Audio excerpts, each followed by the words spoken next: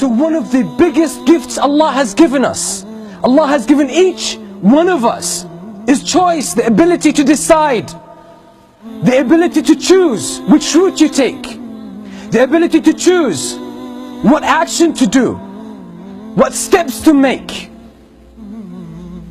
the ability to relate to things, how to understand the world around you, how to understand yourself, how to understand people around you, how to understand events that take place.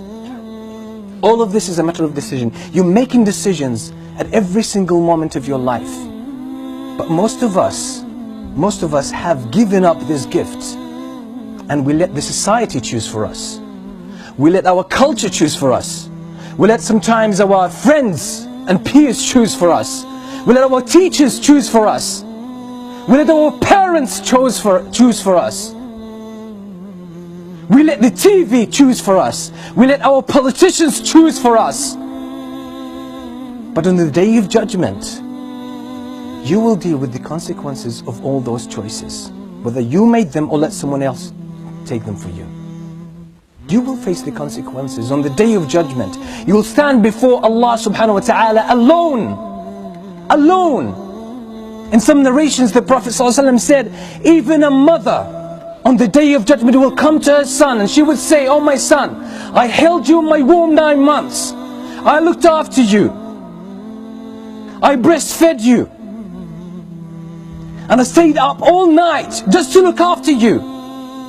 I wasted my life and my years just for you to grow up and become independent. And you became independent and successful. Now all what I want from you," that's on the day of judgment. "My son, she tries to draw his heart nearer by mentioning everything she did for him.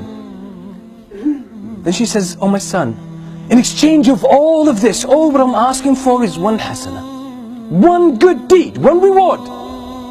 Just give me one reward from your records so I can be saved from the hellfire.